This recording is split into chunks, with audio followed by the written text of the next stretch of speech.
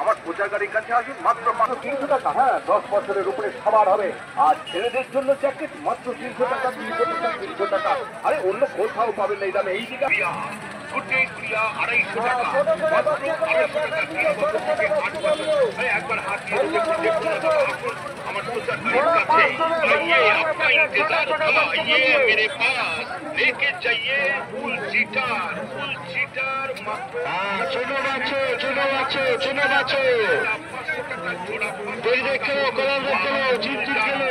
হ্যাঁ, ছোটো বাচ্চো